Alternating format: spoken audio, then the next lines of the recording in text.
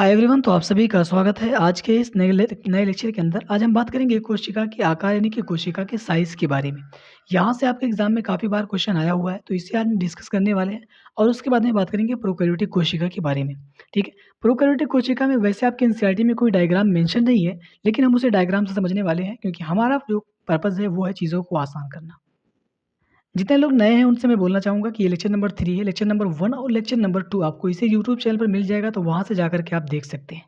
तो आइए फिर चलते हैं और बात करते हैं सबसे पहले कोशिका के साइज़ यानी कि कोशिका के आकार के बारे में। देखिए, अगर बात करें माइकोप्लाज़्मा के साइज़ उसके आकार के बारे में, तो माइकोप्लाज़्मा सबसे छोटी कोशिका है और इसके आकार की अगर बात की जाए तो ये 0.3 माइक्रोमीटर है। ठीक है?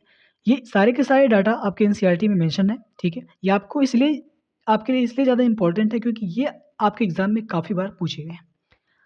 उसके बाद में बात करें बैक्टीरिया की, तो बैक्टीरिया की साइज़ की अगर बात की जाए तो 3 से 5 माइक्रोमीटर होता है, ठीक है? इसी तरीके से बात करें मानव की लाल रक्त कोशिका, यानी कि मनुष्य की लाल रक्त कणिका की बात की जाए, जिसे हम आरबीसी के नाम से जानते हैं, ठीक है? आरबीसी मतलब रेड ब्लड सेल, ठीक है? तो इसके साइज़ की अगर बात की जाए तो ये है 7 माइक्रोमीटर, तो इसे आप याद रखेंगे।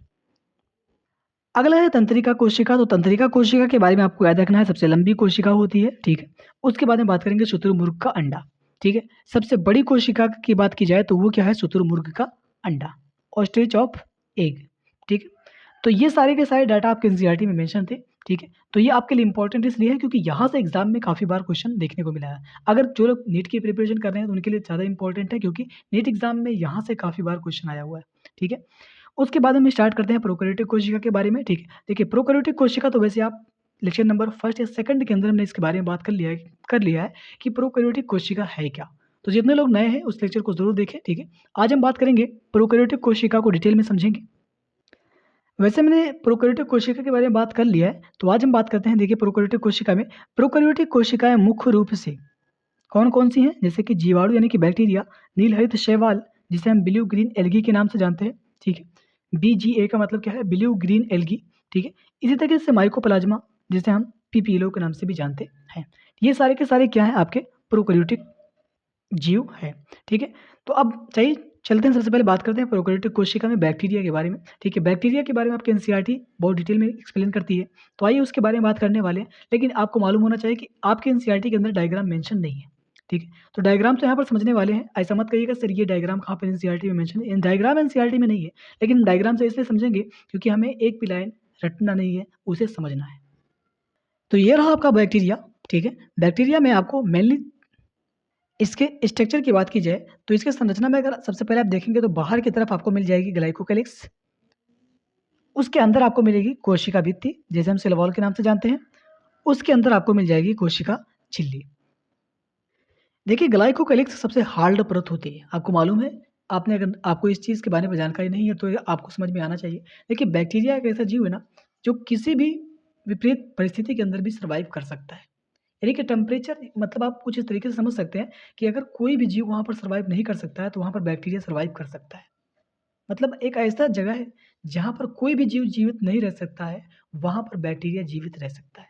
मतलब कोई सा भी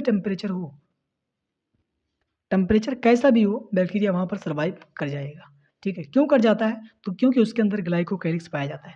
ग्लाइकोकैलिक्स एक ऐसा परत होता है जो कि बहुत ही ज़्यादा हार्ड होता है, कठोर होता है, ठीक है? इसमें क्या होता है कि आप अम्ल भी डाल देंगे तो कोई भी फ़र्क इसे पड़ने वाला नहीं है, ठीक है? इसके अंदर कोशिका भित्ति मिलती है, कोशिका भित्ति के बारे में आप इसी चैप्टर के अंदर डिटेल में समझेंगे। देखिए, कोशिका भित्ति कोशिका को आकार देने का काम करती है, ठीक है? अगर हम बात करें कोशिका झिल्ली की, तो कोशिका झिल्ली अणुओं के परिवहन में सहायता करती है। अब कोशिका झिल्ली क्या है, इसके बारे में आप इसी चैप्टर के अंदर डिटेल में समझेंगे। लेकिन यार, ये तीनों जो परतें हैं ना, इन तीनों परतों का कार्य सिर्फ़ और सिर्फ़ एक ही है, बैक्टीरिया को सुरक्षा प्रदान करना, ठीक है? जो कि आपके एनसीईआरटी में भी मिल जाएगा। क्या लिखा है? ये तीनों परतें मिल करके बैक्टीरिया को सुरक्षा प्रदान करने का कार्य करती हैं। अगला बात करेंगे अगले पार्ट के बारे में बैक्टीरिया के, जिसका नाम है कशाभिका यानी कि फ्लैजिला। देखिए, कशाभिका के बारे में आपको याद रखना है कि कशाभिका गति में सहायक होता है। यानी कि बैक्टीरिया को एक जगह से दूसरी जगह पर जाना है ना, तो ये कैसे जाएगा? तो ये अपने कशाभिका के माध्यम से जाएगा। लेकिन आप इसी डायग्राम में देखेंगे तो आपको मिल जाएगा सीलिया, जिसे पक्षमाभ भी बोलते हैं, ठीक है? तो वो क्या होता है कि सीलिया जो होता है ना, वो बैक्टीरिया की गति में सहायता प्रदान नहीं करता है, तो इस चीज़ के बारे में आप याद रखेंगे। आगे वैसे मैं समझाऊँगा इसके बारे में, ठीक है? तो बैक्टीरिया जैसे अब वो सिलिया क्या है, ठीक है? जो रोम या झालर है वो क्या है? जैसे कि आप देख पा रहे हो कि बैक्टीरिया के ऊपर ये जो आपको छोटी-छोटी सी स्ट्रक्चर आपको दिख रही है, ठीक है? बाहर की तरफ निकली हुई, इसे हम बोलते हैं सिलिया या फिर इसी को हम पछमाप भी बोलते हैं, ठीक है? इंग्लिश में सिलिया, हिंदी में पछमाप, ठीक है? तो अब यहाँ पर क्या है, ये बैक्टीरिया की गति में सहायता नहीं प्रदान करती। यहाँ से आपके नीट एग्ज़ाम में भी क्वेश्चन आया हुआ है, ठीक है? ये बैक्टीरिया की गति में सहायता प्रदान नहीं करेंगे, बस ये बैक्टीरिया को चट्टानों से चिपकने में सहायता प्रदान करते हैं। यानी कि बैक्टीरिया को चट्टानों से चिपकने में सहायता प्रदान करेंगे, लेकिन इनका गति में कोई भी रोल नहीं होता है। बाकी वैसे सारी चीज़ आपको मालूम है, जैसे कि यहाँ पर कोई न्यूक्लियस कोई केंद्रक नहीं होगा। केंद्रक नहीं होगा तो जो डीएनए होगा वो कहाँ पर प्रेज़ेंट होगा, तो साइटोप्लाज़्म में होगा। यहाँ पर एक अतिरिक्त डीएनए पाया जाता है जिसे हम प्लाज़मिड के नाम से जानते हैं, ठीक है? तो यहाँ पे याद रखेंगे। बैक्टीरिया में एक ऐसा आनुवांशिक पदार्थ कौन-सा है जो अतिरिक्त होता है, ठीक है? तो वो क्या है, प्लाज़मिड है, ठीक है? राइबोसोम होता है, राइबोसोम को आप जानते हैं प्रोटीन फैक्ट्री के नाम से जाना जाता है। साइटोप्लाज़्म मतलब कोशिका द्रव्य, ठीक है? तो आइए चलते हैं, बात करते हैं। सबसे पहले हम बात करेंगे ग्लाइकोकैलिक्स है क्या, ठीक है? क्योंकि आपके एनसीईआरटी में ग्लाइकोकैलिक्स को डिटेल में समझा रखा है। तो आइए चलते हैं। देखिए ग्लाइकोकैलिक्स पे बात करेंगे, सबसे पहले आप देख लें प्लाज़्मिड, जिसके बारे में मैंने बताया था आपको कि बैक्टीरिया के अंदर एक अतिरिक्त डीएनए होता है जिसे हम प्लाज़्मिड के नाम से जानते हैं, ठीक है? मुख्य डीएनए के अलावा छोटे वृत्ताकार डीएनए पाए जाते हैं जिसे हम प्लाज़्मिड के नाम से जानते हैं, ठीक है? वही चीज़ें जो मैंने डायग्राम से आपको समझाए हैं। मेसोसोम, अब मेसोसोम क्या है? तो यह कोशिका झिल्ली के अंतर्वलन है जो श्वसन और कोशिका भित्ति निर्माण में मदद करते हैं। खैर इस डायग्राम में आपको नज़र नहीं आ रहा होगा मेसोसोम, ठीक है? लेकिन मैं आपको समझाना चाहता हूँ। देखो मेसोसोम जो है ना, ये कोशिका झिल्ली जो अंदर की तरफ है ना, ये कोशिका झिल्ली, ये कुछ इस तरीके से स्ट्रक्चर बना लेती है। ऐसे कुछ स्ट्रक्चर ये कोशिका झिल्ली बना लेती है, तो जिसे हम बोलते हैं मेसोसोम, ठीक है? आपकी एनसीईआरटी के अंदर भी डायग्राम नहीं है, ठीक है? तो मैं आपको यहाँ पर डायग्राम से भी समझा रहा हूँ ताकि आपको क्लियर समझ में आ जाए। तो ये अंतर्वलन क्या होते हैं? जब ये कोशिका झिल्ली इस तरीके से स्ट्रक्चर बना ले, तो इसे हम बोलते हैं अंतर्वलन। तो मेसोसोम का निर्माण कोशिका झिल्ली के अंतर्वलन से होता है, जो कि आपको समझ में आ गया होगा। इसका कार्य आपको मालूम होना चाहिए क्योंकि कार्य पर डायरेक्ट क्वेश्चन आपसे पूछा जाता है। तो मेसोसोम का जो कार्य होता है ना, श्वसन कोशिका भित्ति के निर्माण में मदद करना, ठीक है? इसके बाद हम बात कर रहे हैं ग्लाइकोकैलिक्स के बारे में। देखिए ग्लाइकोकैलिक्स जो कि एनसीईआरटी में आज आपके एनसीईआरटी में डिटेल में बात कर रखा है, तो उसके बारे में समझना आपके लिए बहुत ज़रूरी है क्योंकि यहाँ से भी एग्जाम में क्वेश्चन आपके पूछा गया है। देखिए ग्लाइकोकैलिक्स की अगर बात करें तो ग्लाइकोकैलिक्स जब ढीला होगा, ठीक है? जब ग्लाइकोकैलिक्स ढीला है, ठीक है? तो ये इसे हम बोलेंगे अवपंक परत यानी कि स्लाइम लेयर के नाम से जानते हैं। यानी जब ग्लाइकोकैलिक्स ढीला है, मुलायम है, तो उसे हम बोलेंगे अवपंक परत यानी कि स्लाइम लेयर। लेकिन अगर यही ग्लाइकोकैलिक्स अगर कठोर है या मोटी है, तो उसे हम क्या बोलेंगे? संपुटिका यानी कि कैप्सूल। तो ये आप याद रखेंगे क्योंकि यहाँ से आपके एग्जाम में क्वेश्चन काफ़ी बार पूछा गया है, ठीक है? तो ये आपको समझ में आ गया होगा, कोई भी डाउट नहीं होगा क्योंकि हमने यहाँ पर चीज़ों को फ्लो चार्ट से समझने हैं, ठीक है? ताकि चीज़ों को याद रख पाना आसान हो। इसके बाद हम बात करेंगे कोशिका भित्ति के बारे में। देखिए कोशिका भित्ति के बारे में मैंने आपको पहले ही बता दिया है। यह कोशिका के आकार को निर्धारित करने का और उसे फटने से बचाती है। सर यहाँ तो समझ में आ गया कि कोशिका भित्ति को आकार देने का काम करती है, लेकिन ये फटने का क्या मतलब है?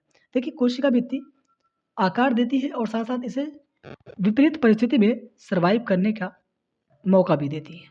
आपको मालूम होगा कि बैक्टीरिया एक ऐसा जीव है ना, जो विपरीत परिस्थिति हो फिर भी वहाँ पर सर्वाइव कर सकता है, वहाँ पर भी जीवित रह सकता है। क्यों? क्योंकि इसके पास ग्लाइकोकैलिक्स पाया जाता है। ग्लाइकोकैलिक्स एक ऐसा परत जो कि बहुत ही ज़्यादा हार्ड होता है। यानी कि ऐसा परत है कि उसके ऊपर आप अम्ल भी डाल दोगे ना, तो भी कोई फ़र्क उससे पड़ने वाला नहीं है। और उसके अंदर मिलती है कोशिका भित्ति। कोशिका भित्ति जो कि कोशिका के आकार को निर्धारित करने का काम करती है और उसे विपरीत परिस्थिति में फटने से, ठीक है, बचाने का काम करती है। तो ये रहा आपकी कोशिका भित्ति, ठीक है। अब इसके बाद में बात करते हैं रोम या झालर के बारे में। यहाँ से आपके एग्जाम में क्वेश्चन आया हुआ है। रोम या झालर जो होते हैं वो बैक्टीरिया की गति में सहायक नहीं होते हैं। जीवाणु कोशिका को चट्टानों से चिपकने में सहायता प्रदान करती हैं, लेकिन ये गति में सहायक नहीं होते हैं। यहाँ पर आप नीट मार्क कर लीजिएगा क्योंकि यहाँ से आपके नीट एग्जाम में काफ़ी बार क्वेश्चन पूछा गया है। अभी सारे के सारे क्वेश्चन को डिस्कस करने वाले हैं, टॉपिक हमारा कंप्लीट हो जाए। तो यहाँ पर हमने बात कर लिया प्रोकैरियोटिक कोशिका के बारे में, हमने डिटेल में समझा है। उसके बाद हम चलते हैं, बात करते हैं इसके अंदर जो राइबोसोम होगा वो किस प्रकार का होगा। देखिए राइबोसोम में 2 प्रकार के होते हैं, एक तो 70S एक तो 80S।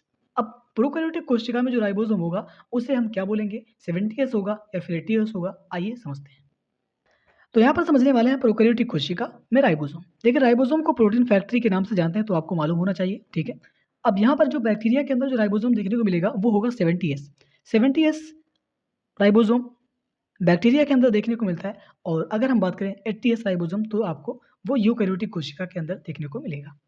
देखिए इसके अंदर 2 उप इकाई होती हैं, छोटी उप इकाई 30S और बड़ी उप इकाई 50S। ये आप याद रखेंगे क्योंकि आपके एग्ज़ाम 2000 नीट एग्ज़ाम 2025 के अंदर यहाँ से क्वेश्चन आया हुआ है। ठीक है, वहाँ पर आपसे डायरेक्ट पूछा था प्रोकैरियोटिक कोशिका में जो राइबोसोम होगा वो किस प्रकार का होगा, 70S या 80S, और उसमें उप इकाई कितनी होती है, छोटी उप इकाई कितनी है, बड़ी उप इकाई कितनी है, ठीक है? तो यहाँ पर क्या होता है, 30S की जगह आपको 40S दे देंगे, तो आपसे पूछेंगे क्या ये करेक्ट है या इनकरेक्ट है। तो इस टाइप से यहाँ से क्वेश्चन पूछा जा सकता है, तो याद रखेंगे। अगला और छोटा टॉपिक आज के इस लेक्चर का क्या है, अंतर्विष्ट पिंड। क्या होता है ये? तो आपके एनसीईआरटी में है, लेकिन यहाँ से क्वेश्चन आपके एग्जाम में आया है। ये झिल्ली रहित होते हैं। अब आपके दिमाग में क्वेश्चन आ रहा होगा, सर आप कहीं भी बोलते हैं झिल्ली रहित, कहीं भी बोलते हैं झिल्ली युक्त, ये क्या है समझ में नहीं आ रहा। देखिए मैंने अभी तक आपको सिर्फ और सिर्फ राइबोसोम के बारे में बताया है, और अब बता रहा हूँ अंतर्विष्ट पिंड के बारे में। हम डिटेल में समझेंगे अभी, जब यूकैरियोटिक कोशिका के बारे में समझेंगे ना, तो वहाँ पर हम समझेंगे अंतःझिल्लिका तंत्र के बारे में, ठीक है? तो वहाँ पर आपको बताएँगे कि कौन-कौन से कोशिकांग हैं जो झिल्ली युक्त होते हैं, कौन-कौन से झिल्ली रहित होते हैं।